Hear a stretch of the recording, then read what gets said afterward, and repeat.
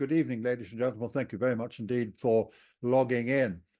Let me say right at the beginning that I'm well aware that in comparing Haig and Montgomery, I'm not actually comparing like with like, because their roles in their respective wars weren't the same, if only because Montgomery was never in sole command, whatever he may have thought.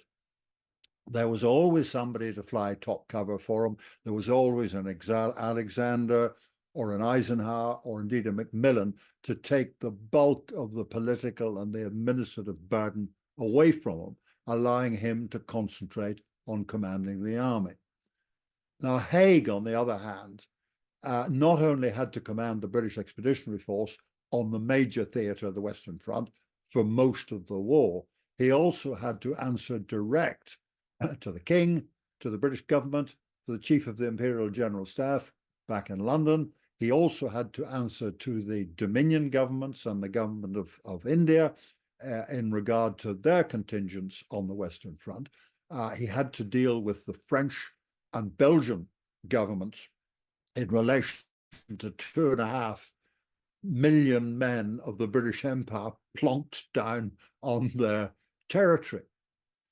So they're quite different. I mean, it would be more accurate, really, to compare Montgomery with Marlborough or Wellington, who also had both political and military supreme command.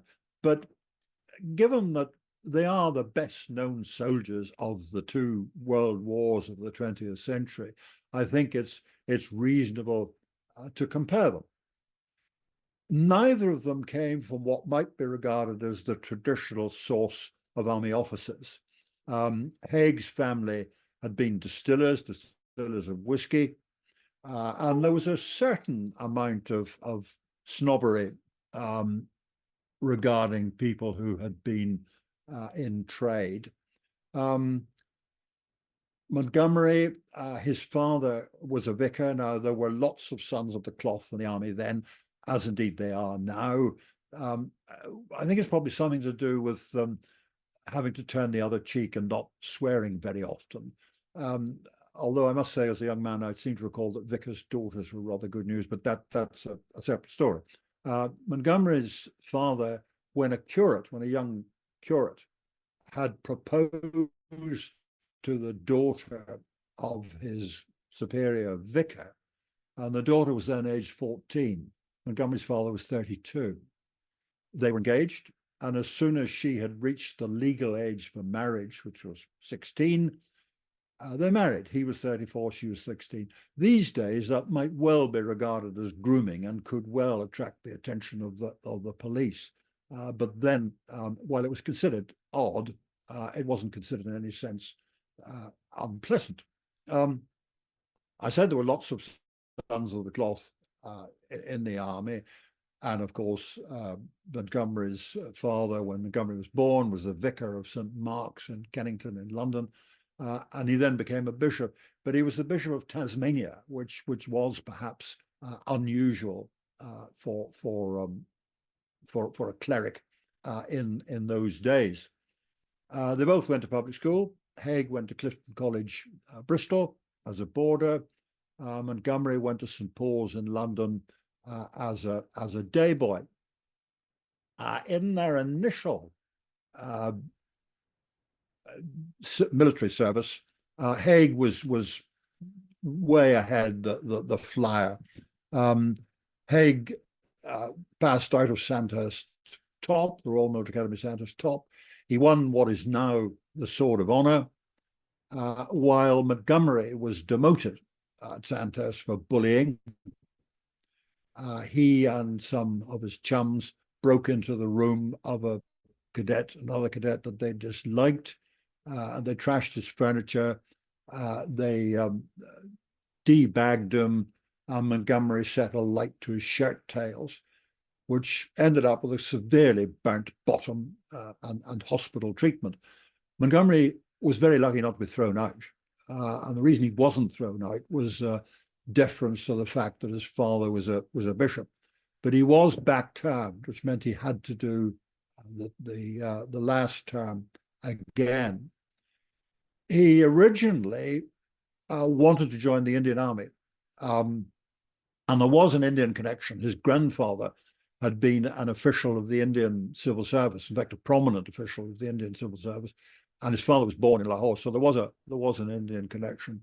Probably the reason he wanted to join the Indian Army was that you could live on your pay.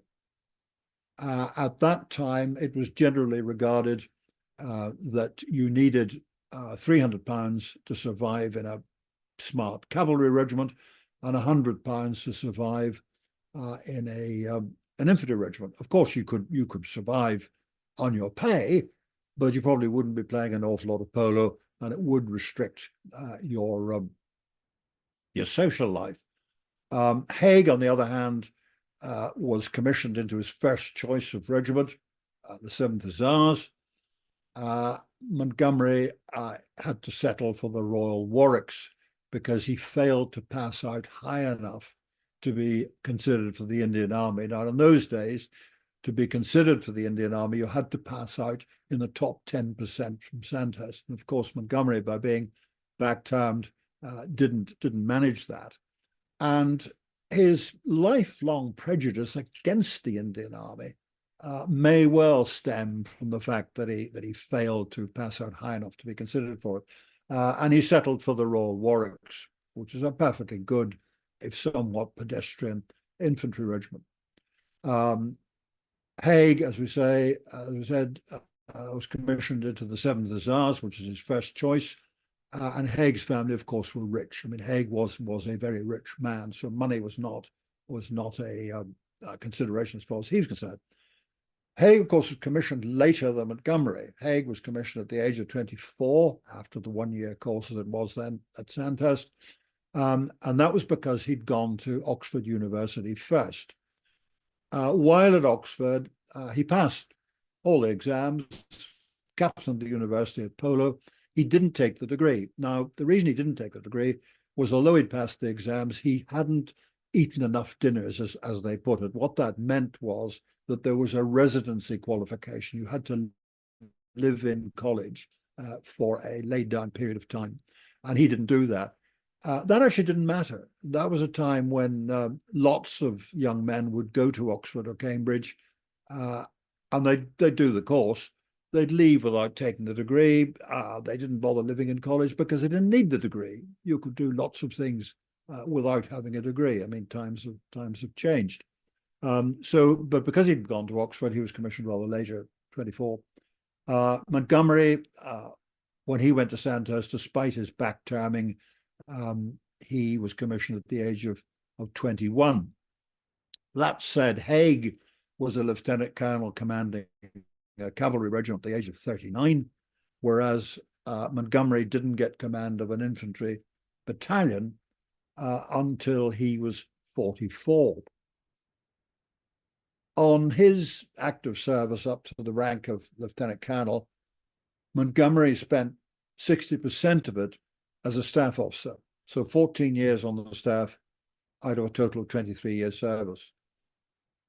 Whereas Haig only spent 30% of his service, 5 years out of a total of 16. In today's army, we would say that Montgomery had spent too much time on the staff and Haig too little. But the balance is in favor of Haig. As pre-lieutenant colonel officers, as young officers, Haig saw active service as a regimental officer in India, in the Sudan, and in South Africa, while Montgomery saw it on the Western Front. Now, Montgomery might have been fortunate in that when his commanding officer tried to surrender Saint-Quentin during the retreat from Mons, and as you recall, was cashiered for it, Montgomery's company at that time was cut off. It wasn't with the battalion, and therefore he wasn't tainted by the incident. Montgomery was awarded the DSO, the Distinguished Service Order. Now then, that was a junior officer's gallantry decoration. 1915, the following year, when the Military Cross is instituted, then the DSO becomes a leadership decoration. usually given to lieutenant colonels and above, and that is still the case today. But at that time, a DSO gallantry medal for junior officers. Many of Haig's contemporaries, on the other hand, thought he should have been decorated. Some said he should have got the Victoria Cross, but they think he should have been decorated for his rescue of an Egyptian askari in the Sudan. And it was thought that the reason he wasn't was that perhaps if it had been a British soldier he'd rescued, he might have got something. But the real truth is it probably wasn't observed by somebody senior to him. And the rules for the Victoria Cross are very, very, very strict indeed. But the picture, the drawing of him doing it was funded by his brother officers on the left. And they show him picking up this wounded chap, putting him on the front of a horse and taking him off to medical attention. Both Haig and Montgomery were at times with delicate health. Haig did suffer from asthma, and that needed great care over diet and exercise. Montgomery, of course, was wounded at first Ypres. Haig didn't allow his affliction to affect his performance at regimental duty, but Montgomery did spend most of the First War, from February 15 right through to the end, on the staff, and he doesn't seem to have made any great effort to return to regimental duty, notwithstanding that he was perfectly medically fit so to do. Both attended the Staff College as students. Now let us here and now kill the canard that I keep reading, which says that Haig failed the exam and only got in because of some mysterious corrupt influence that he's supposed to have had. I've even read somewhere that it was because his wife was a lady in waiting to the Queen. He didn't meet his wife until years after he'd been at the Staff College. Now, the system for entering the Staff College then was then and right up until 1969 was that there was a basic pass mark in the exam, which was usually around 40% for every paper. In addition, there was a higher mark, usually 80%. And if you reached that, you got what was called a competitive vacancy. In other words, you automatically got a vacancy at the Staff College. Now, those who didn't get the higher pass mark, the 80% as it usually was, they had passed all the papers, they would be eligible for selection to fill the remaining vacancies. And that selection was based on recommendation in reports, the annual report that was written on every officer, and according to arm and service requirements, how many infantry cadet candidates they needed, how many cavalry, how many gunners, and so on. So Haig didn't get a competitive vacancy. He did get to the average for a competitive vacancy, but unfortunately, he failed the maths paper. He only just failed it, which meant that he couldn't get a competitive vacancy. But he did get the required pass mark overall, and was recommended and selected. And given his service prior to going to the Staff College, he translated French and German cavalry manuals. He'd had excellent reports at regimental duty, and it was a well-deserved recommendation. There was nothing funny about it. And Wally Robertson entered in exactly the same way the following year.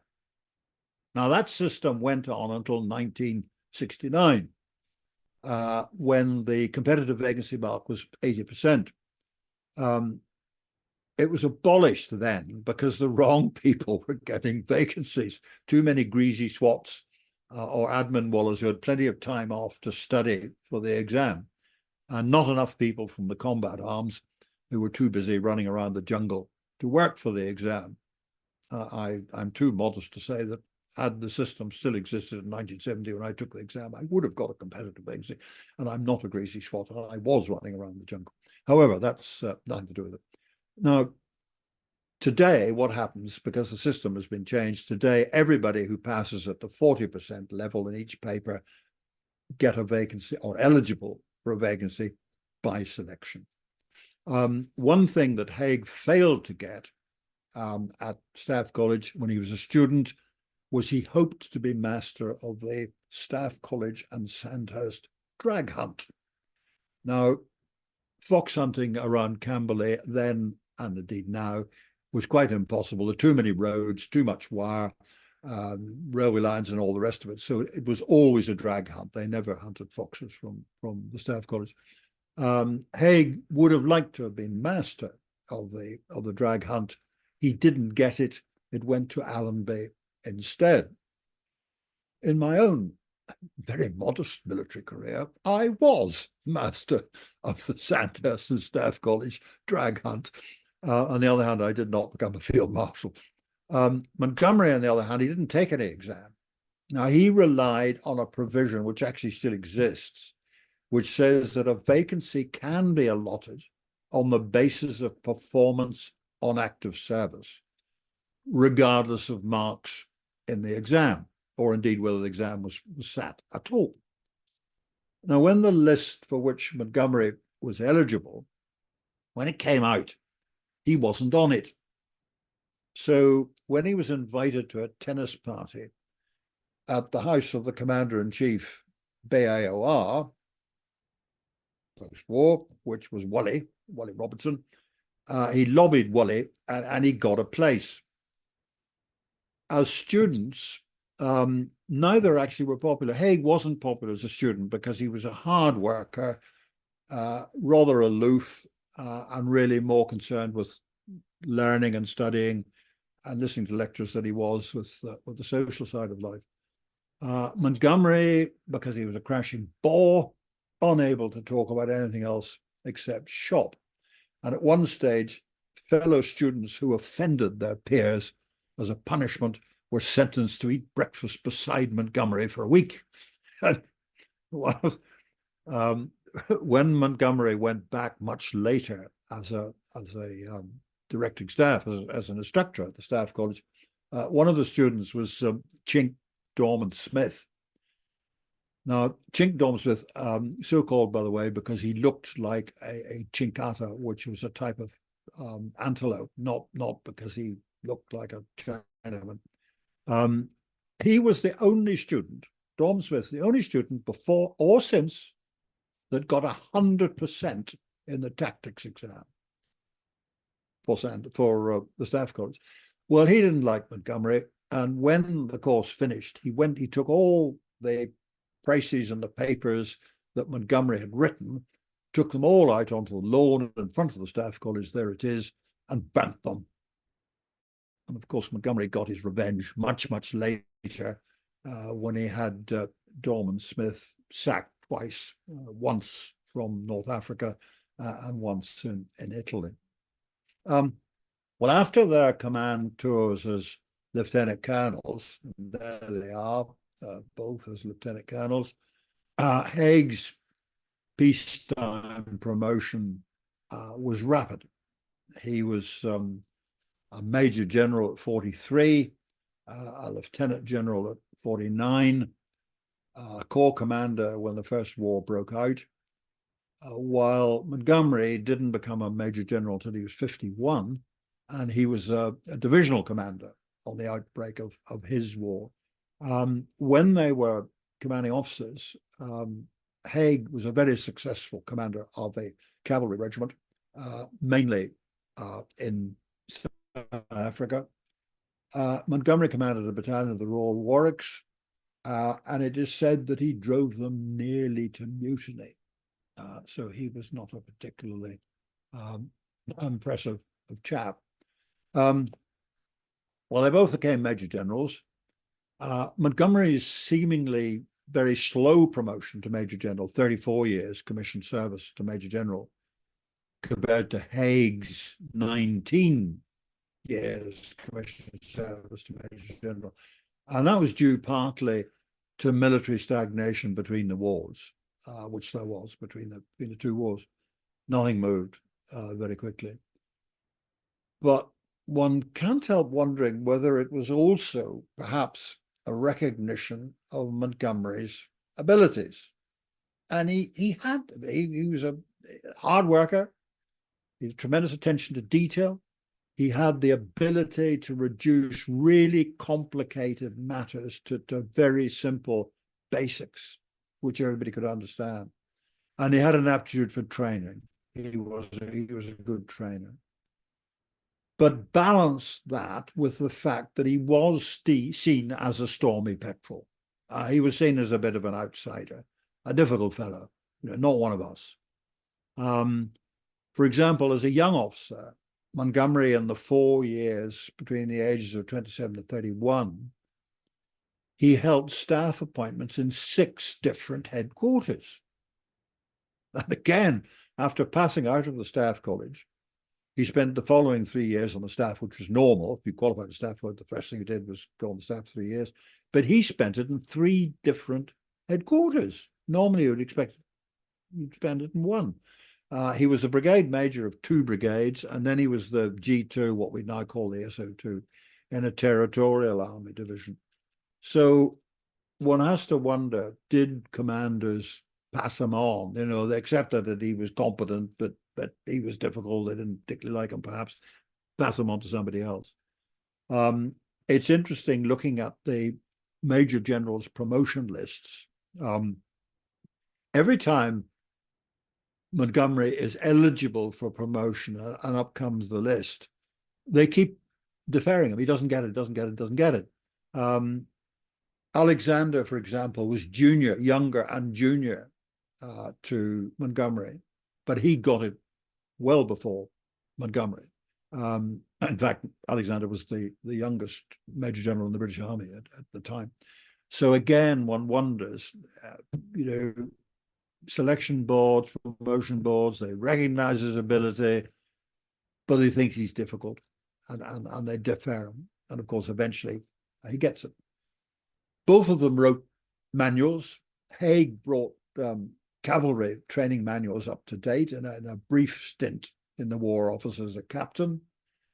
And then, of course, later on, as director of Army Staff Duties, he almost single-handedly wrote field service regulations. And effectively, that was the first doctrine that the British Army ever had, and played, in my view, a considerable part in the victory of the BF in the First World War. Montgomery wrote infantry training manuals, and they're very good ones. The difference, reading them both as I have, is that Montgomery's are nuts and bolts, whereas Haig's take a much wider perspective.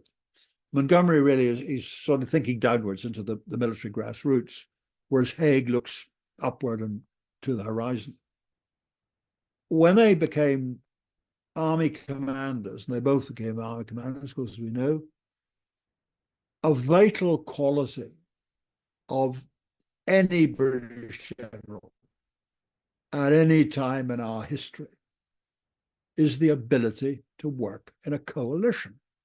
From the time of Edward I, the British decided that they would fight their wars with a professional army. Everybody else conscripted. Now, there are all sorts of reasons for them wanting to do that. But if you're going to fight with a professional army, you will get much higher standards. They'll be better trained, probably better equipped, but they'll be expensive. The terms have got to be good, otherwise nobody will join, and they've got to be pretty good while you're serving, or they won't stay. So they're going to be expensive, and therefore they're going to be small. So we tend to fight our wars as part of a coalition. And if you look back through British history, go back as war, if you like, and every war since, we've fought it with somebody else. And traditionally, we've followed an expeditionary strategy where that small army has been landed somewhere on the coast by the Royal Navy and then removed again, if necessary, to be used somewhere else. And we seem to have lost me, but I don't suppose it matters terribly.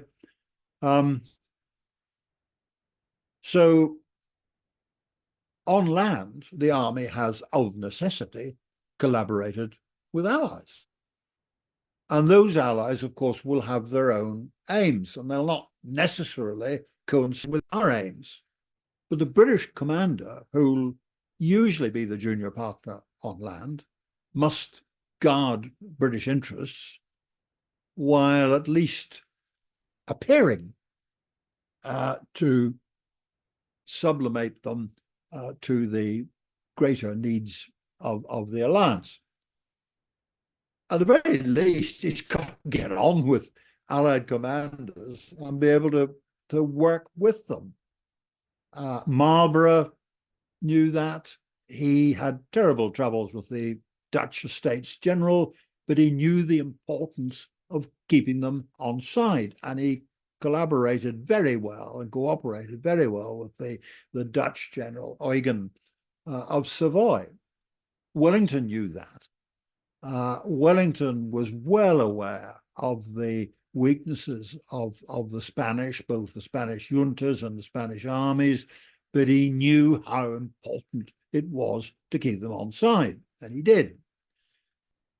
Haig, unlike his predecessor, Sir John French, could speak French, and he had no difficulty in communicating with the major ally, French. Of course, he did have his problems with Pétain and Foch, but never to the extent that their personal relationships became strained. As for the Americans, Haig was well aware that, late though she was in intervening militarily, America had stretched the laws of neutrality almost to breaking point in the British favor. And they would provide a huge untapped pool of manpower that, if the war went on until 1919, their army, by the end of that year, would be bigger than the BEF. Pershing, the American commander-in-chief, said of Haig, and I quote, "The cordial relations and good understanding established between Sir Douglas Haig and myself proved very advantageous to us." Pershing thought Haig, and again I quote, "the very picture of the ideal soldier that he was." Much later, in the 30s, when Haig was dead and his reputation under fire, Pershing said in his diary, which was never intended for publication, "How can the British do this to the man who won the war?" Now, whatever Haig's private views about his allies, and we know what they are from his diaries, they are by and large remarkably charitable, if occasionally a little acerbic. He realized the importance of harmonious relations within a coalition. Now, Montgomery, on the other hand, seems to have made no attempt whatsoever to meet American sensitivities. Patton thought him a little limey fart, and Patton wasn't entirely joking when, during the Falaise battle, he suggested driving the British into the sea for a second Dunkirk. Bradley, after the Ardennes offensive of the winter of 44-45, absolutely refused to serve under him, largely because Montgomery went around saying that he'd saved the Americans bacon, which was not only untrue, but a most undiplomatic thing to say. Eisenhower, who was a most conciliatory and tolerant of men, was unsure whether Patton or Montgomery was the more difficult subordinate. After the war, as chairman of the Western European Union Chiefs of Staff, Montgomery had blazing and very public rows with the French General de Lattre de Tassigny. And as Deputy Supreme Commander of NATO, he intrigued against General Ridgway, the Supreme Commander, and argued with just about everybody. Haig never wrote his memoirs, rather, but we do have his diaries. And if you haven't read them, as I'm sure most of you have, I do recommend Gary Sheffield's version. Montgomery did write his memoirs. They're self-serving, they're vicious, they're gratuitously insulting, and he seems to be determined to diminish and downgrade the achievements of others. Historians and soldiers asked to read the draft implored him not to publish or to at least modify his criticisms, but he wouldn't. Those memoirs soured Anglo-American relationships for years afterwards, because however much the British might protest that Montgomery was speaking as a private citizen and didn't reflect the views of the government, nevertheless, because he was so well known, his comments would be plastered on the front page of newspapers all over the world. The Belgian and Italian governments summoned the British ambassador to protest about the comments that Montgomery had made about the Italian and Belgian armed forces. Some of those criticisms would have been right, but they're not the sort of thing that you should say publicly. I think the worst example of Montgomery's behavior was when he went on a lecture tour in America in 1958. And he was, by this time, Eisenhower, of course, is the president. And the president of the United States, by now the most powerful country in the world, our major ally, takes Montgomery on a tour of the battlefield of Gettysburg, an American Civil War battle. And Eisenhower's home was right on the side of the battlefield, so he knew more about Gettysburg probably than anybody else. And he spent the whole day taking Montgomery around in his golf cart, explaining what had happened. And next day, Montgomery flew off to New York, and there was a press conference. And somebody there said, excuse me, Field Marshal, what did you think of Eisenhower? And Montgomery said, oh, no soldier, no soldier. Next question. Now, what a thoroughly ill-mannered, undiplomatic, appalling thing to say about the president of our major ally in his country. And also, I mean, how undiplomatic. I mean, how, you know, the mind boggles that the man could even think of saying something like that. Well, not only do British generals have to be able to act in a coalition, they have to be able to work with the other two services, with their colleagues and with politicians. Haig had no problems with the Royal Navy, and he actively encouraged the development of air power. Haig, probably more than most British generals, was well aware of what aircraft could do. He'd picked that up in India when aircraft were used for communications with the troops. I mean, they were pretty simple communications. There was a system where if you wanted to talk to an aircraft from the ground, you had a sort of checkerboard system of black and white squares, and depending on how you set them out, that was a code word which meant something. And the aircraft pilot would write the reply or what he'd seen or what he thought was, you know, over the next hill. He'd write that on a piece of paper, wrap it around a stone and drop it. So it was primitive, but it was a start. And Haig had picked that up. And that's why he really pushed aviation on the Western Front. Haig's very rarely critical of either his seniors or his juniors, and certainly not in public.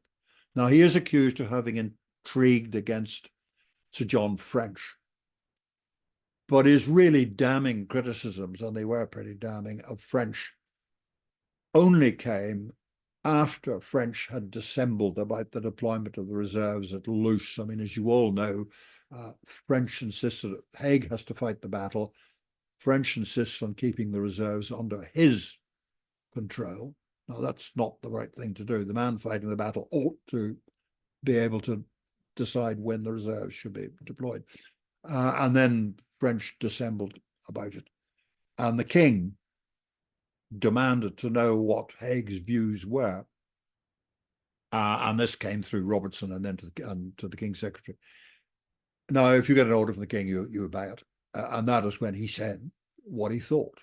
And what he thought and what he said certainly seemed to me to be absolutely correct. French wasn't sufficient. French had been a dashing cavalry officer in South Africa when he was much younger. but he wasn't sufficiently robust, mentally or physically, to guide the destiny of British arms in the most intensive war we've ever fought. Now, Montgomery, on the other hand, seemed to have continually worked against any superior whose views didn't accord with his own. Lord Gort said about him, in dealing with Montgomery, one must remember that he is not quite a gentleman. Montgomery deliberately undermined Auchinleck when the latter was his corps commander in the UK. And later he wrote from North Africa to a junior sycophant in the War Office, saying that Auchinleck must never be employed in any capacity again. I still don't know why this totally irrational dislike of Auchinleck. He'd never met Auchinleck until Auchinleck arrived in England. He was an officer of the Indian Army, highly regarded by the Indian Army, and the powers that be in England were very worried that they didn't have sufficiently competent corps commanders or sufficiently competent more junior officers who could be promoted into the post of corps commander. And somebody said, well, get Auchinleck. He's a cracking good corps commander. So Auchinleck arrived. His first job actually was sent off to Norway, and he did upset the British establishment, the British Army establishment, by saying that British soldiers were callow compared to their German opponents, and that actually the whole operation was a disaster, and it should be binned, and the troops should be withdrawn. And of course, the only people that come out of that ridiculous Norway campaign in 1940 with any credit at all is the Royal Navy, who succeeded once again in carrying out one of their traditional roles of lifting a beaten army from somewhere so that it can be used again. I think the reason that this total dislike, which arose right from the beginning, was A, Auchinleck was Indian Army, and Montgomery had failed to even be considered for the Indian Army. Secondly, Auchinleck was tall, he was socially good, people liked him, he was personable, he liked people, got on well with people, he was a natural leader. And Montgomery was 5'7", socially gauche, and while a superb manager, and Montgomery was a very good manager, but perhaps wasn't a leader in the same sense. So there was this total dislike of Auchinleck. He intrigued against Auchinleck when Auchinleck was his corps commander. He behaved appallingly in the Western Desert when he went to take over from Auchinleck. When the torch landings happened in French North Africa in 1943, Montgomery, of course, commanding the 8th Army, with that very ponderous coming up the coast of the African coast, totally failing to cut off Rommel at every step. And General Sir Kenneth Anderson was commanding the 1st British Army, who landed as part of the torch landings. And Montgomery wrote to the CIGS, wrote to Brooke, and he said, Anderson is well above his ceiling, quite unfit to command an army in the field. Montgomery didn't know Anderson, hardly knew Anderson. But although Anderson was of the British Army, he'd gone to the Indian Staff College at Quetta, and he'd commanded an Indian brigade.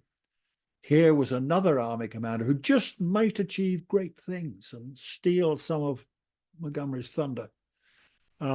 Haig, conversely, might reasonably have been very critical of Gough. Now, Gough had failed as commander of the 5th Army, but Haig said, when he was told verbally to sack him, quote, I could not condemn an officer unheard, and if Lloyd George wishes him suspended, he must send me an order to that effect, which, of course, Lloyd George didn't do.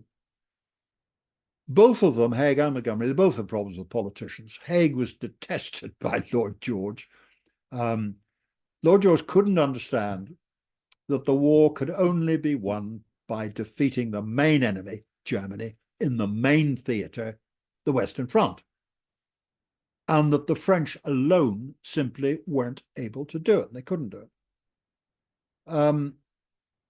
Lord George and his, what are known as the Easterners, which included Churchill, and their great thing was knock away the props and Germany will fall. And by the props, they meant Turkey, Austria-Hungary, and Bulgaria. Failing to understand that it was Germany, in a way, who were the props. It was German money, German equipment, and German officers, German trainers that kept the Austro-Hungarians, the Bulgarians, and the Turks in the war. And actually, if you knocked away the props, you'd almost strengthen Germany rather than weaken it. But Lloyd George and co. Never really saw that. I suppose Haig was saved really by Lord George being totally unable to find anyone capable of taking over, or indeed willing to take over if offered the post. I mean, I suppose Plumer was the only person I can think of who might have been able to do the job. But we do know that when it was suggested unofficially to Plumer, he absolutely said no. He said he had complete faith in Haig and would in no sense be prepared to take over from him. And of course, the other thing that helped Haig was the absolute dogged determination of Wally Robertson as chief of the Imperial General Staff, professional head of the army, to prevent ignorant meddling by Lord George and others, to, of course, his own eventual detriment. Now, in the Second World War, Montgomery was protected from Churchill by Brooke. And charlatan in military matters though Churchill was, I'll probably now get another death threat for criticizing Churchill, I've got two already, did realize at last that he couldn't go on sacking people who wouldn't tell him what he wanted to hear. He'd sacked Wavell from North Africa. He'd sacked Auchinleck from North Africa. The obvious chap to take over from in command of the 8th Army, of course, was Strafer Gott, and Gott was killed in an air crash.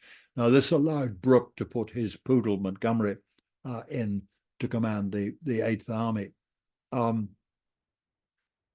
After the war, of course, Lloyd George had his revenge on Haig. Haig could very reasonably have expected further employment. I mean, with his experience and the authority of having won the war, he'd have made an excellent chief of the Imperial General Staff, professional head of the army, or he might have been a Viceroy of India, Governor General of a Dominion, or whatever. In fact, he got absolutely nothing.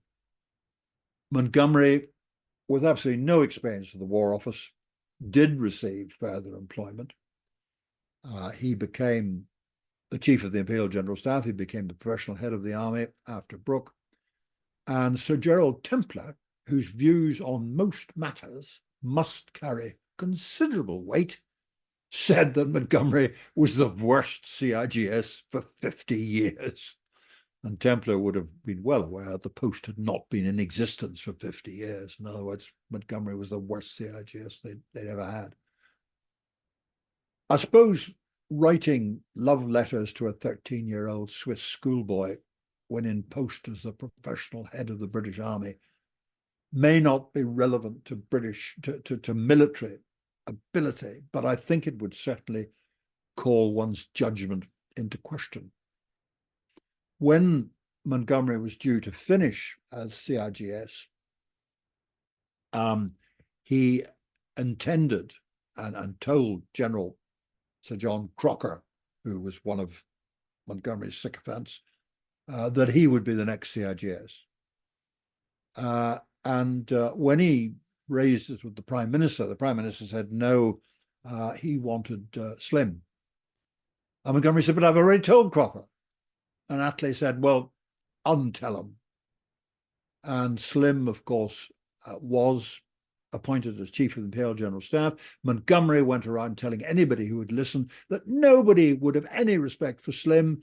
Slim was an Indian Army officer and a Roman Catholic, the two bêtes noires of Montgomery. He couldn't stand the Indian Army and he couldn't stand Roman Catholics.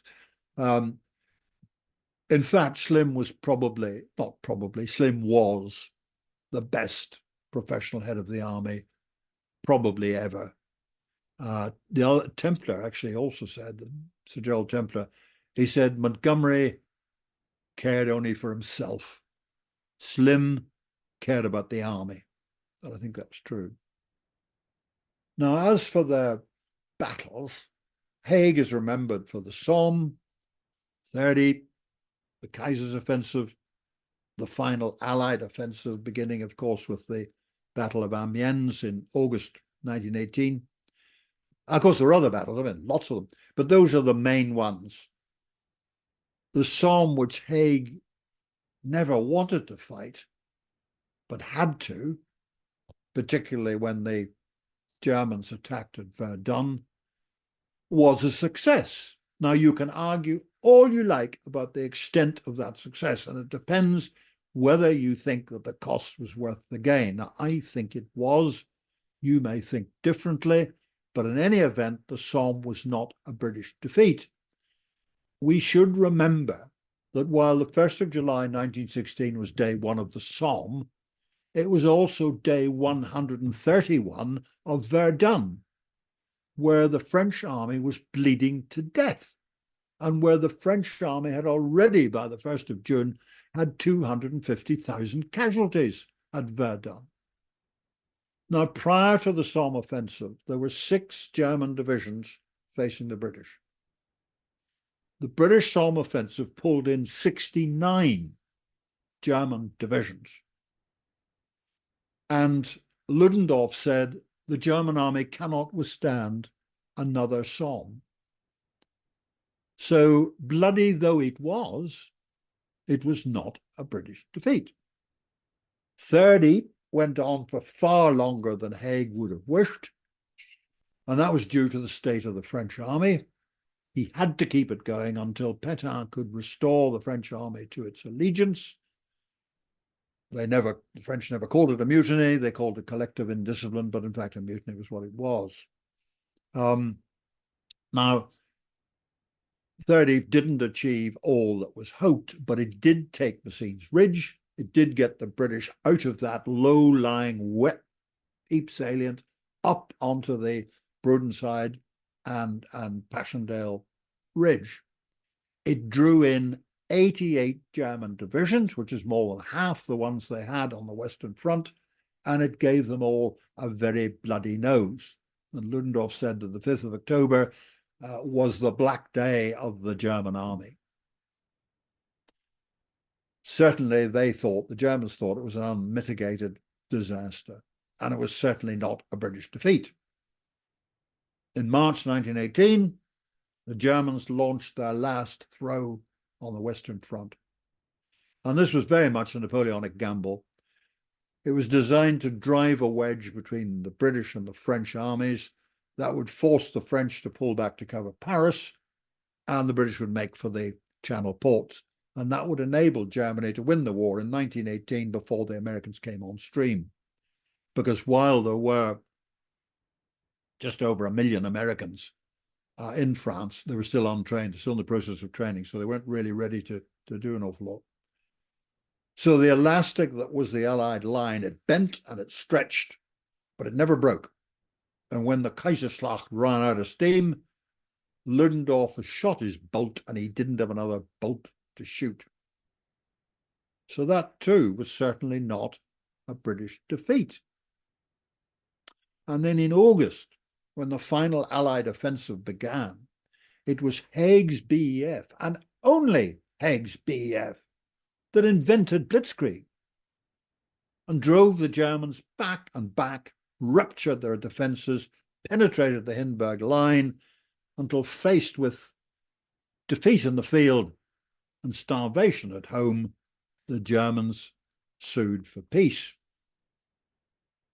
Now, Montgomery's battles were Alam Halfa, Second Alamein, Sicily, Overlord, and the advance into Germany. Now, Alam Halfa was predicted and planned for by Auchinleck and Dorman-Smith, as was Second Alamein. Of course, Montgomery never calls it Second Alamein. He always calls it Alamein. And after that, progress was painfully slow, with Montgomery never able to cut off a numerically inferior, logistically impaired, and written off by Berlin Axis forces. Sicily was a textbook example of how coalition should not operate. Relations between Montgomery and Patton almost reached breaking point. Overlord, the invasion of Northern Europe in 6th of June, on 6th of June 1944, was an outstanding success. And while Montgomery grabbed the credit, much of the work, in fact, most of the work, was actually done by General Morgan and Admiral Ramsay.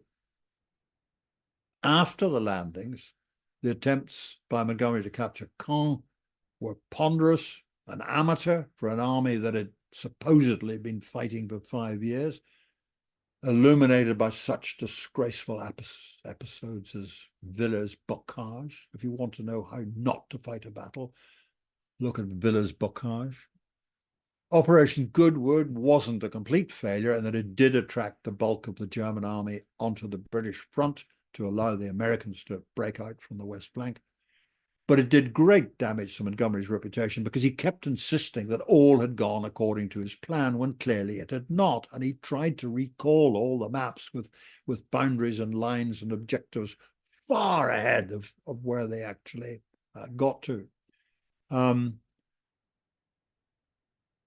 Tedder, who was Eisenhower's deputy, British Air Marshal, recommended that Montgomery should be sacked after Goodwood. The trouble is the British had created a messiah, and when they found that he had feet of clay, they couldn't admit it. Now, no serviceman, not even John French or Henry Wilson, neither of whom particularly liked Haig, ever recommended that Haig be replaced. As for Market Garden, Montgomery's idea, even if it had worked, what on earth made Montgomery think that a German army commanded by Field Marshal Model would just have packed up and gone home? What could possibly have been achieved from the end of a narrow corridor, 45 miles long, 15 miles wide, and with only one road? And of course, when it all went wrong, Montgomery was very quick to shift the blame onto other people. He sacked O'Connor, who was really a flank corps, really nothing to do with it, but making sure that his toady in command of the corps that should have been doing the business was protected. Well, then there's the scale of the fighting. Now, Haig started the war commanding a corps of around 40,000 men, and he finished it commanding 2 million. He began with 2 divisions under command and finished with 61 infantry and 3 cavalry divisions. Montgomery started his war commanding a division of around 10,000 men, and he ended up with around 250,000, a lot less than Haig. On the Somme, Haig committed a total of 11 divisions in the first wave, with 53 involved altogether. Montgomery commanded 10 divisions and 2 brigades at Alamein. Haig oversaw 54 divisions for Third Ypres, Montgomery 19 for Normandy. It's often said that casualties in the Second War were much smaller than those in the first, because the generals in the Second War had learnt their lessons by the errors of those in the first. And it's true that British casualties in the Second War were around a quarter of what they'd been in the first. But to have casualties, you have to fight. And the British Army didn't fight in the Second War with anything like the intensity that perforce it had to in the first. Once Montgomery became a general, he was a vociferous critic of Haig. But during the First War, his letters praised the British effort and its commanders. He saw Haig once during the First War, and in a letter to his mother described him as looking tired. Well, I should think he would be. By the Second War, Montgomery is critical of anything that had gone before because he wants to shine. Montgomery insists that Alamein is the turning point of the war. The church bells in England are rung.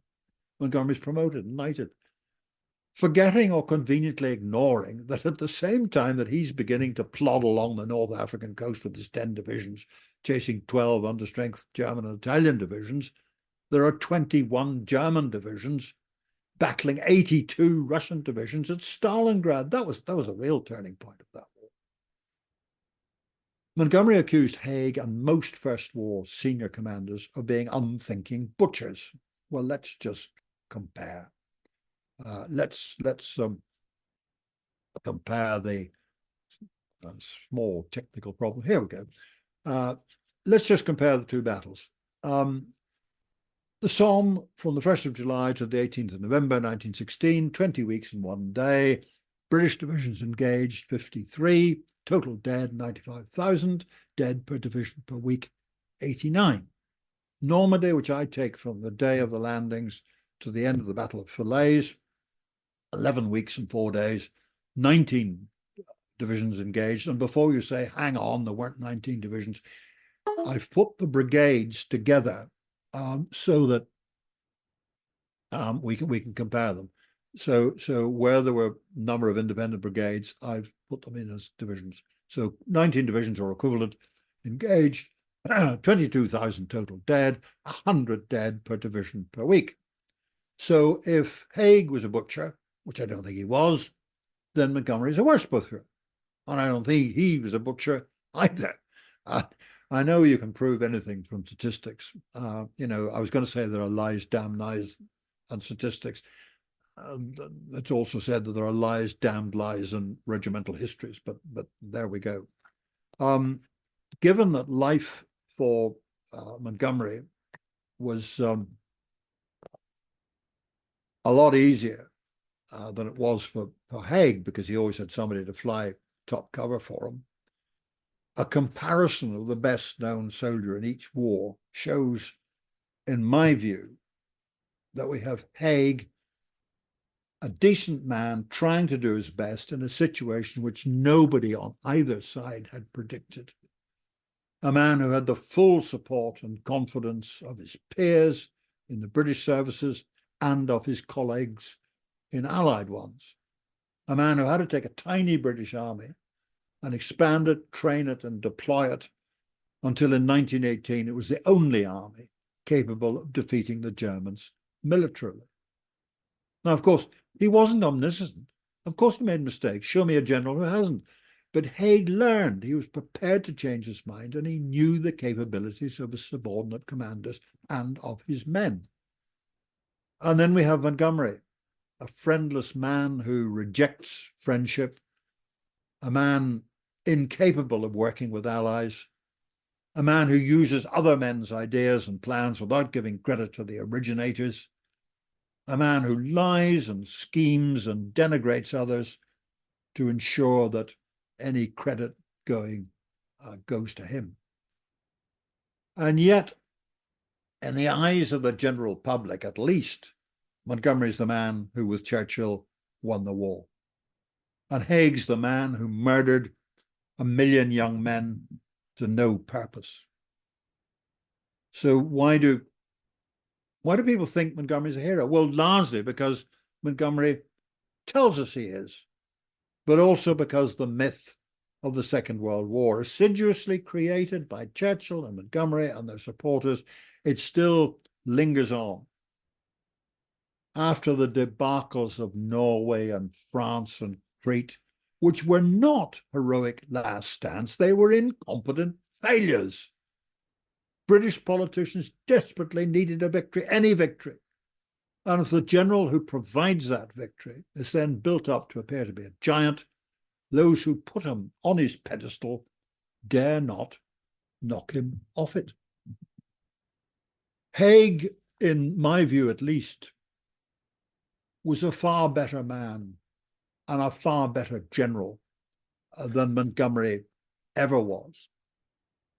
Sadly, received history is too often far more about perception than it is about honest reality. And so I fear it is with Haig and Montgomery. So thank you very much indeed for listening. And if you think I'm biased, you're right. Excellent. Thank you very much indeed, Gordon. That was a tour de force. Thoroughly enjoyed that. And you pulled it in just on the hour mark, so that's brilliant timing as well. So let's go straight into Q&A. So Terry Jackson's question is this: did Montgomery have any opinion of Haig's leadership? I would have said that Montgomery was a very good manager. I don't think he was a leader.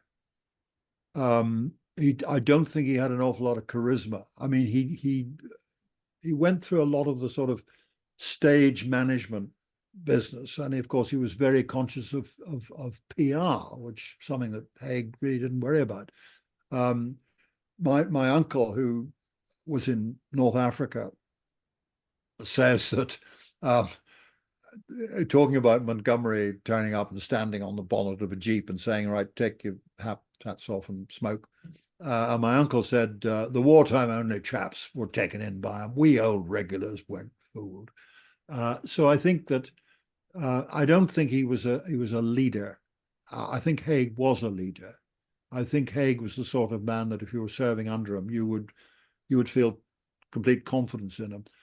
Montgomery, on the other hand, always ensured that he surrounded himself with people who agreed with them, who were his sycophants. And we find that all the time with Montgomery. Whenever he's moved somewhere else, particularly when he's a senior officer, he takes with him staff officers whom he knew would agree with them.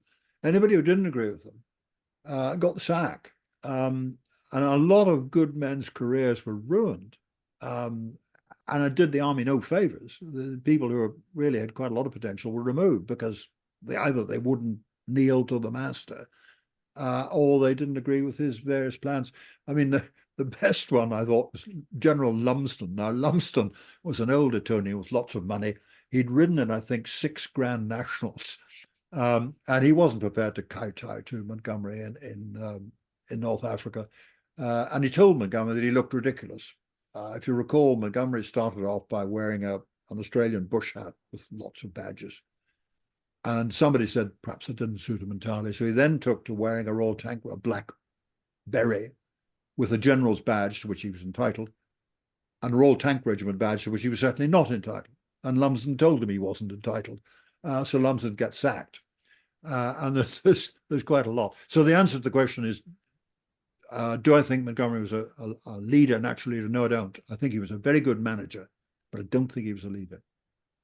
Super. Thanks for that. Right. So the next question. Let's go for Alan Atkinson. Alan, do you want to throw in your question there, please, Alan? Yeah, good evening. Good evening, Gordon. I thought that was one of the best talks I've heard online in a very long time. It's very, very interesting, and I'm certainly glad to have heard a re-evaluation of Montgomery. Going back to Haig, could you describe, if you like, not just the personal, but also the organizational relationship between the politicians, Haig and Robertson, which seems like a bit of a triangle, but I'd like to understand that a bit more.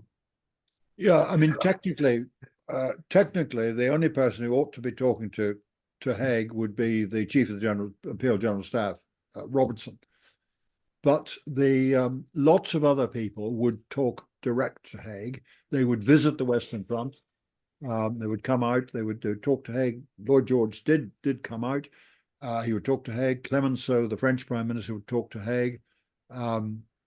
Various chaps from the dominions in India would come. They talk direct to Haig, and they would want to know answers. And Haig, of course, had to give them an answer. The King's secretary would frequently come out to talk to Haig, which technically is wrong. I mean, they should only have communicated with Haig through the Chief of the General Staff, but that's not the way it happened. Robertson did his best to shield Haig from the worst of the meddling. I mean, there were enough politicians who thought they knew more about it than Haig did. Churchill, of course, being one, and Churchill, of course, was put on the back burner for a bit after disasters of Gallipoli, which were entirely his caper. But technically, it should have been Chief of the Imperial General Staff, professional head of the army. He was Haig's boss, ultimately. Other people shouldn't really have been talking direct to him, but they did, and they would interfere and try and change things or try and influence Haig. And Haig all the time had to bat these people off, helped by Robertson, who was a tremendous defender of Haig and protector of Haig. It wouldn't these days. It wouldn't happen. Oh, it certainly shouldn't. Yeah, given that Haig and Robertson came from certainly at the beginning from entirely different social backgrounds, how to what extent, if any, did that impede their working relationship? It doesn't seem to have impeded them at all. I think the strength of the system, and unusually possibly for the time, because there was a fair bit of snobbery and class distinction in those days. But people recognized Robertson's ability. I mean, as you know, he rose to the rank of what was called a troop sergeant major, equivalent of a colour sergeant today. Yeah. Before somebody realized that he was a bright boy and worth a commission. Very unusual in those days. Very, very unusual. I mean, he had no education. He educated himself. His father was a sub-postmaster. His mother was probably illegitimate. I mean, he had no background, no education, nothing. But he was a man of tremendous ability, and he read and he read and he read. And of course, he moved up the system, largely on the staff. He was a natural linguist. He was on the intelligence side for a long time, on the Q side. I mean, he was the man really who managed to get the BEF on the retreat to Mons back, because he'd thought ahead and made sure that there were depots everywhere and that sort of thing. Haig never seems to have minded the fact that he had an accent and he possibly still continued to eat his peas with a knife. Their personal relationship was very, very good. I think Haig was never a snob. Yes, he came from moneyed background, public school, Oxford, etc., but he was never a snob, and he would recognize ability, and he recognized Robertson's ability, and got on with them very well personally. I mean, you could recognize somebody's ability without being able to get on with them personally, but Haig and Robertson got on very well, both in service and later. Okay, right. Thank you for that, Gordon. It's been again. Thank you very much once more. Thanks, Alan. Right, Graham Evans. Graham, do you want to mute yourself? Yes, thank you, Gordon. My question's regarding: is it appropriate to compare Montgomery with Lord Haig, given all the reasons that you said, that Haig was able to handle his political masters, also the royal family. He also did a relatively good job, as you pointed out, with allies at the time, particularly the French and certainly the Americans. Compared to Montgomery, had none of that political knowledge, had no idea about politics before the war, during the war, and indeed after the war. He created problems with the Americans, as you've outlined. So would it not be better to compare Field Marshal Montgomery with some of the other field marshals of the First World War that you mentioned, such as Plumer and Wilson, for example? So to give a like-for-like comparison of field marshals, as opposed, what I'm saying to you is that because of his lack of political knowledge and his inability to get on with allies, for the reasons that you rightly stated, that he's a diminished character compared to Haig. Haig was that modern military leader in the sense that he was a battlefield commander, but he knew how to act with politicians and royalty in a way that Montgomery never could. So perhaps it's another talk comparing Montgomery with like-for-like field marshals of the First World War. Well, you've got a point. In case anyone thinks I'm drinking water, it's actually gin and tonic without the ice, which the staff have kindly brought in. You've got a point. The reason I compared the two was that they were the two best known soldiers of their just respective wars, First War and Second War. But certainly, yes, one could compare Montgomery. I mean, I think Montgomery's a frightful little shit, and you probably gathered that. But you see, he wouldn't stand comparison with Plumer, or even with Wilson, actually. I mean, Wilson could be a pretty nasty piece of work as well, but I don't think Montgomery would stand. I think, but you're quite right. We could well compare him with somebody else in a similar sort of position.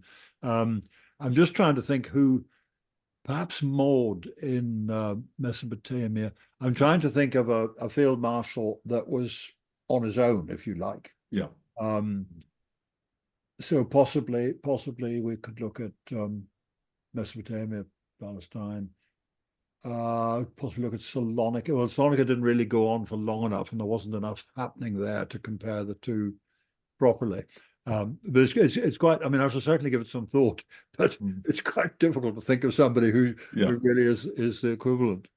I fully accept it catches the eye, Montgomery and Haig. But just very quickly, if I may, David, I'd like to invite you. I'm a member of the House of Lords, and when you walk up the stairs in the House of Lords, you have all the field marshals and the air marshals and the great admirals, and all those names that you mentioned, their coat of arms are as you go up the stairs. So you have the modern field marshals, Chief of the Defence Staff, but as you go around, you see all those Second World War, First World War fantastic characters that you've just mentioned. So if you want to get in touch, I'd love to show you around. Actually, that would be enormously kind. Yes, I'd love to. I really would. Thank you, David. You have my contact details. Well, David will have them. I can get them from David. Yeah. But thank you very much. I'll certainly take you up on that. You're welcome. Well, thank you very much. Thanks, Graham. Thanks for that. I'll get the details later. Peter Newnham is not able to join us on this panel, but has asked the following question, Gordon. Why did the Indian Army only accept the top 10%? I had always believed that the Indian Army was considered a more lowly option, not an elite force. There were those who'd never served in India who claimed it was somehow not up to snuff, but they were usually people who'd failed to get in. The reason the Indian Army wanted the cream was that, unlike the British Army, where, let's say, in a company of 120 men, you had five British officers, and the Indian Army only had one. So you had one British officer, and all the rest, your company second command, your platoon commanders, were all Indians commissioned from the ranks. And therefore you needed perhaps a person of considerable ability to deal with that. For example, you would probably get command of a company in the British Army as a captain, certainly not before you were a captain. In the Indian Army, you'd probably get your first command as a company as a lieutenant, maybe even as a second lieutenant.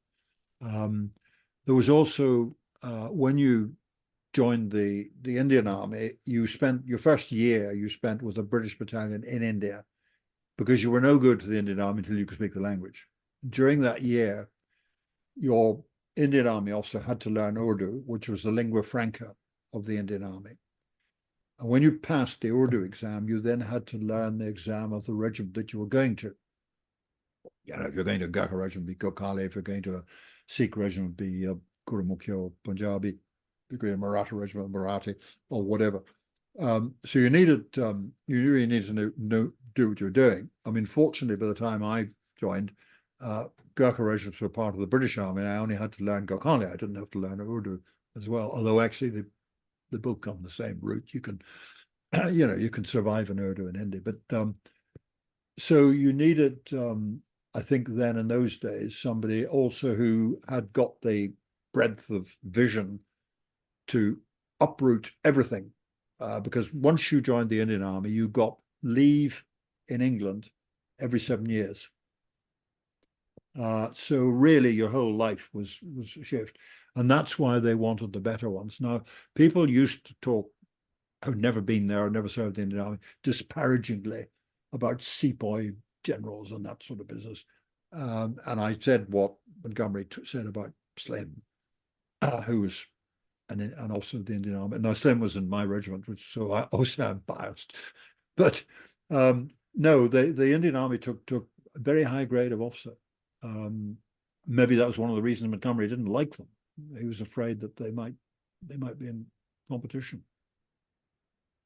Thanks for that. That nicely answers that one. Christopher Watts has been hanging on a long time. So Christopher Watts, if you'd like to unmute yourself, thank you. Do you want to put your point to Gordon? Yes, good evening. And once again, thank you for a fantastic talk this evening, Gordon. When I was a very young chap at the end of the 1970s, early 1980s, my first substantial job was working in an organization that seemed to be run by 8th Army vets. The chairman was an 8th Army vet. The CEO was an 8th Army vet, although in those days they called them a managing director. And as a young chap, you couldn't say a bad word about Monty. Everybody adored him. And when I'd having an interest in military history even back then, I'm not sure if Nigel Hamilton's biography of Monty was out then, but I had read books which had suggested he wasn't quite the general that he had the reputation for being. And my goodness, you couldn't say that in this organization. Everybody adored him, and I asked my chairman the reason for this, and he said, because Monty was very stingy at spending our lives. Well, I'm not sure that is actually, they may have believed that. Of course, he kept saying that. He said, I will not waste your lives. I will not behave like the butchers of the First World War and all that sort of thing. And if you keep saying something long enough, people will start to believe it. But actually, he was, if you look at, let's take Alamein, Alec Gates, who was an armored brigade commander, and commanded his brigade from an armchair strapped on top of a tank. And he said to Montgomery, General, it's not a good idea to send tanks against a line of German anti-tank guns, which we think are behind that ridge. You ought to send infantry first to clear out the anti-tank guns, and then we go. And Montgomery said, nonsense, off you go. And the result was that if the lead tank regiment, which was a yeomanry regiment, of the something like 64 tanks, 40 something of them were knocked out. When Gatehouse said, told you so, or the equivalent, Gatehouse got sacked. No, I think Montgomery managed to build up this belief that he was, that he was wonderful. Certainly the 8th Army reunions they used to have, to which Montgomery came, were very much, adulation for Montgomery, because I think it's because he told people. Of course, read his memoir. If you read his memoirs, I think you'll change your view on Montgomery. His memoirs are absolutely appalling. I remember when I went to the Regular Commissioners Board in 1960, and one of the questions they asked me was, what was the last book you read? And I said, well, it was Montgomery's memoirs, which I then, I was 17, and I accepted them absolutely without criticism. Now, much later, of course, I learned a lot more about Montgomery. Hamilton's biography, I think, was authorized, quote unquote, if that's the right word. It was, I think, it was a 3-volume, wasn't it? Yeah. And that's not critical of him, and it steers well away from, was he homosexual? Was he a plot? He wasn't a practicing homosexual, certainly, because if he was, he'd have been rumbled. He may well have been a closet homosexual, which might explain some of the way he behaved. He certainly was socially gauche. He was, although he did marry, as you know, and the general view is that if only she hadn't died, she died of sepsis, that she could actually have turned Montgomery into a sort of human being. I believe that to be true. But yes, I mean, I know for a long, long time, Montgomery was a great hero. And I think it's only fairly recently that people have started to question that. Historians have started to question that. I think as far as the general public is concerned, I mean, I get quite a lot of death threats, and I've had several for criticizing Montgomery. Sorry. They're generally written in green ink and block letters, bits underlined, and they go into my flat earth file. The fact that I'm still here would indicate they're not actually terribly good assassins. But yeah, I mean, that is the public view. And I think, I mean, when Corelli Barnett produced The Desert Generals, he got into terrible trouble. People said, how can this ex-sergeant, which Corelli Barnett, he unfortunately died the other day, a bloody good bloke, Corelli Barnett, Bill Barnett. He'd been a sergeant in the Education Corps. And people said, how dare the sergeant criticize the field marshal? Now, at that time, most of the files hadn't been released. When the files were released, everything that Barnett said was true. And he was totally vindicated. So it's a bit like what Churchill said, you know, history will be kind to me because I will write it, which he did. And I think a certain amount is the same of Montgomery. So, yeah, you're quite right. People who were ex-8 Army, if they'd survived and hadn't been sacked, yeah, they believed in Montgomery. Thank you very much. Thanks for your question there, Christopher. Probably doesn't answer the question. But... Thanks for that. Right, Christopher Nash, do you want to unmute yourself there? Okay. Hello, Gordon. My question is, given your characterization of Montgomery, how and why was he promoted? A very good question. He was a very good staff officer. He was good at reducing something that was very, very complicated into simple terms and issuing written orders which explained things and which everybody could understand. So that's certainly part of it.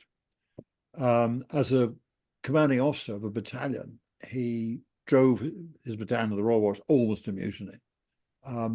But he did impress his brigade commander by the planning he did and the operation orders he wrote and that sort of thing.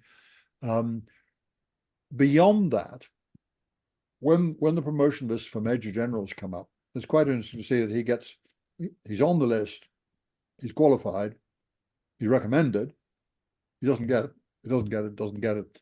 Eventually he does.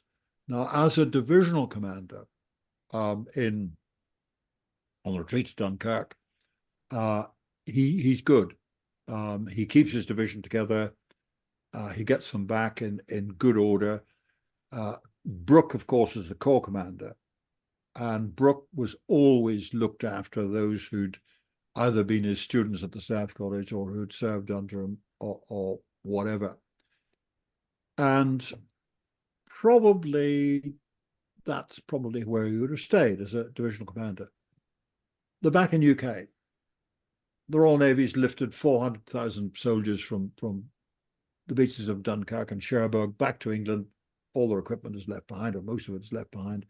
What on earth is going to happen? Auchinleck is brought in. Auchinleck becomes corps commander after the Norway debacle. Montgomery intrigues against him. And I've mentioned this irrational dislike he has of Auchinleck. Auchinleck is then, the Indian Army needs a commander-in-chief of the Indian Army, and they want Auchinleck. So Auchinleck goes back to be commander-in-chief of the Indian Army. Right, who are we going to put in as corps commander? Oh, okay, Montgomery.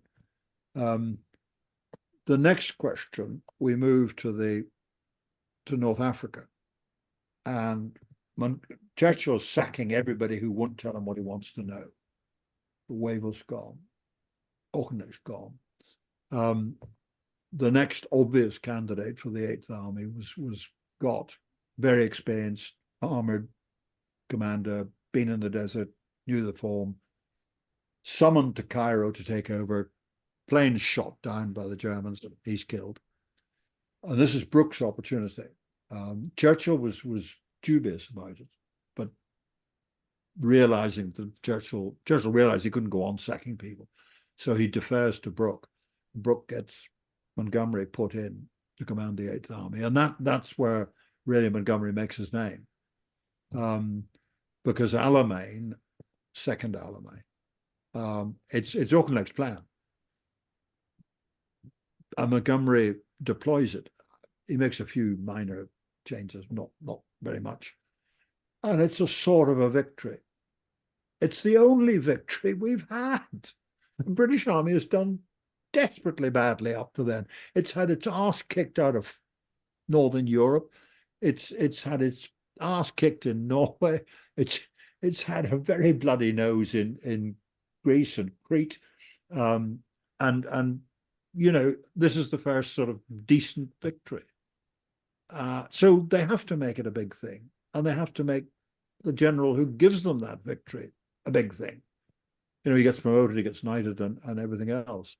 And he's very conscious of public relations, and he's very conscious of not doing anything that might take away. I mean, I think part of the reason he's so cautious going up the North African coast is that he's made his name from Alamein, and he's terrified that he might lose it. So instead of doing something daring, of really trying to outflank Rommel, he's very, very cautious, very, very careful. He's not going to risk anything that'll lose his name. And so the North African campaign comes to an end. Sicily, it's a victory in the sense that the Germans withdraw from Sicily, but they withdraw in good order in their own time. And then he doesn't get dragged into the Italian slogging up because he's brought back for North. Who's going to command for the Northern Europe Operation Overlord, the invasion of Europe? Well, everybody knows Montgomery, because Montgomery's made sure that everybody does know him. The newspapers of adulation, the newspapers of Alamein, the great victory of North Africa, etc., etc. So he's brought back. So he's not tainted by what happens in Italy. Poor old Alexander gets the blame for that.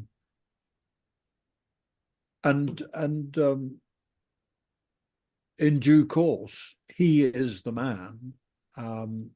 He, as far as Overlord's concerned, he's the land commander. He tried to remain as the land commander when Eisenhower takes it over, and there's two separate army groups, the American Army Group, British Army Group. But lots of people, he's got lots of acolytes who write about him and talk about him, and he creates, or his acolytes create, this vision of this great man, this great soldier. And his books come out. His memoirs are appalling in my view, but a lot of people read them. His book on the history of war was actually written by Anthony Brett James, whom I know, who was a lecturer at Sandhurst at the time. Wasn't written by Montgomery, it comes out under Montgomery's name. And he's created this vision of himself. And it's taken many, many years for people to start digging and thinking, well, hang on, did that really happen? What was really said?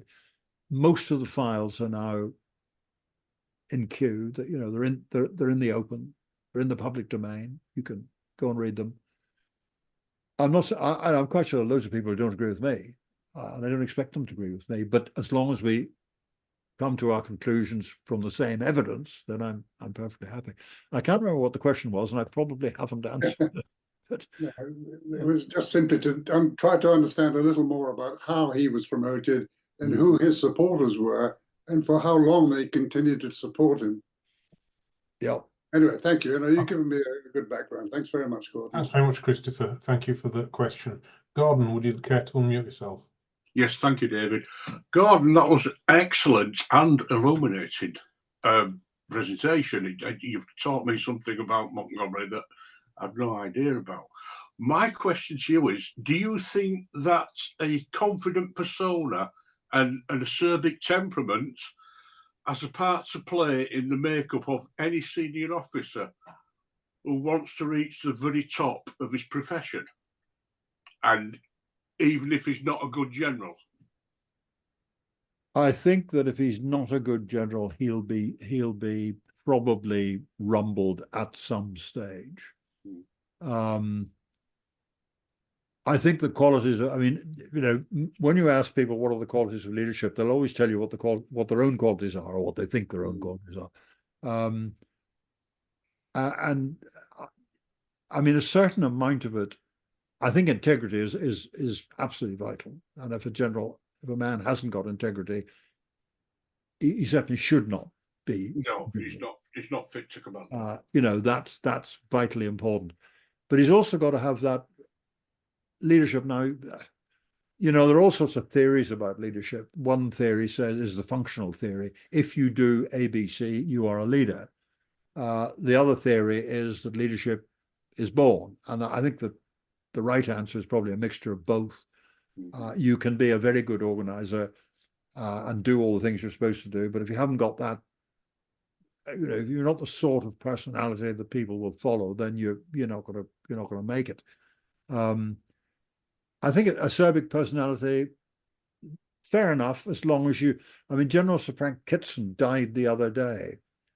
He was a brilliant general, but he was jolly acerbic. I mean, you didn't cross old Frank. You didn't have to get a boot in the bottom if you did. But he was a bloody good general. And there are lots of cases like that. I mean, the other one who died last year was Field Marshal Inge. I went to his memorial service and people said, "What are you doing here?" I said, "I've come to gloat. I couldn't stand the man." Now he is one of the few that lacked, and I won't go into the reason why. I know he lacked integrity. I served under him once. He did make it to the top. But most don't, actually. Generally, the system susses them out. Now, what about Montgomery? Montgomery does get. That will be the next question. Yeah, becomes a field marshal, becomes head of the army. He has given the British a victory in Alamein. He doesn't fail for the rest of the North African campaign. He is seen by the public and by people like Churchill as being the coming man, and he is the man. He was a disaster as CRGS, not necessarily spotted by the government. I think Attlee did spot it. I think he's probably an exception. I think if Montgomery, if he'd gone to the Indian Army as he wanted to, he'd have been an absolute disaster. I don't think he'd ever gone beyond. He might have got to major, but I don't think today someone with Montgomery's qualifications or Montgomery's characteristics would. I don't think he'd pass the regular commissions board. Actually, no. I just don't think he would be the right sort of chap. Really, he was in the right place at the right time. The right place, the right time, and able to manipulate opinion. And the newspapers of the day publicised him and said he was a great man. Yeah. He believed it, and they made everybody else believe it. Yeah, absolutely. Right. Well, thank you very much for your answer. That's really illuminating. I've enjoyed that. Thank you. Thanks, you, David. Gordon. Thank you. Right, last question, because it's gone 9:30. So the last question is from Mike Phipps. Mike, take it away. Thanks, David. Gordon, yeah, brilliant, great delivery. It feels like we're just sitting in the pub having a chat about all this. It's or having a beer or a gin and tonic. But right early on in your presentation, you mentioned a chap called Dorman-Smith, who got 100% in the tactics exam, got sacked in North Africa, then somehow got another job in Italy, and then got sacked again. Yeah. How did all that happen? He's a fascinating chap, Dorman-Smith. He was the assistant chief of staff in North Africa. He wasn't of the Indian Army, but he served in India for an awful long time. The chief of staff was General Corbett. And when Churchill came out with Brooke, They sacked Auchinleck, they sacked his chief of staff, Corbett, and they sacked Dorman-Smith, largely because they were all Indian Army, get rid of them. And in comes Montgomery. Now, Dorman-Smith, now when somebody gets sacked, that doesn't mean they're out of the army. That doesn't mean they go off and look after the garden or whatever. They get another job somewhere. And Chink Dorman-Smith got another job as a brigadier in Italy. And the ire of Montgomery followed him. And the reason he was, or the ostensible reason he was sacked, was that his commanding officers had no faith in him. Now, those of us who've done a bit of work on it, that simply isn't true. The best biography of Dorman-Smith is by Lavinia Grecian. I think it's the only biography of him. And she's gone into the whole Dorman-Smith business in great detail. He was Irish. He changed his name to, he left the army, changed his name to Dorman O'Gowan, and then became an advisor to the IRA. Now, that's the old IRA, not the provisionals. And he allowed his estate down in the Republic of Ireland to be used as a training area for the IRA. I interviewed him. I was very young at the time. I interviewed him, and I think it was about 1968 or thereabout, and he died in 1970, I think. And what I wanted to know, he was a brigade commander at Anzio, and I had talked to a German officer who was at Anzio, who said, who was a lieutenant in the intelligence organization, German intelligence organization, and he told me that the HR for the breakout from Anzio was given by a deserter, a British deserter, from, I can't remember, one of the regiments. And this didn't make sense to me because that particular regiment wasn't in the front line. It was in reserve. So I was very interested to find out exactly who this chap was and why at that stage of the war would you desert to the Germans and tell them everything. And I remember going to see Dorman O'Gowan, as he was then, to ask him about this. And he said, well, he was pretty sure it was a corporal of the Royal West Kents, I think he said. And now I have everybody from the Royal West Kents writing and complaining. And I said, well, could it not have been whatever? And we had a long discussion about it. But I think he was unfairly sacked. I don't think his commanding officers complained about him. And I think this was the ire of Montgomery. Montgomery never forgot somebody who'd taken the piss. And Dorman-Smith had taken the piss years previously. And Dorman-Smith, the trouble with Dorman-Smith or Dorman O'Gowan, if you are cleverer than your superiors, don't let them know that. That's fatal. That will get you sacked. And Dorman-Smith couldn't help. It was rather like Smith-Dorrien in the First World War. I mean, the reason Smith-Dorrien got sacked by French was not because he was incompetent, because he was cleverer than French. Yeah. And he couldn't help letting French know that. And I think much the same was the case with Dorman-Smith. But if you're interested in Chink, Lavinia Grecian, and I can't remember what the biography's called, but if you stick her name into Amazon, it'll come up. Worth a read. Okay. Lovely. Thank you. Thanks very much. Great. Thanks very much. Thanks for your question, Mike. That was great. That's it. We've still got other questions, but as promised, Gordon, when it gets to 9:30, we try and call it a day, and it's now 20 to 10. So on that basis, I'll ask everybody to once again do a quick round of applause for Gordon's efforts tonight, which I've thoroughly enjoyed. It's been very illuminating, and there's stacks of hands going up as another round of applause there, Gordon. Once again, thanks very much on behalf of everybody. Cheers. Enjoy your gin and tonic. Oh, I will. And thanks very much, and thank you very much, everybody, for watching. Good night. Good night. Great pleasure. Mademoiselle from Armentières, parlez-vous.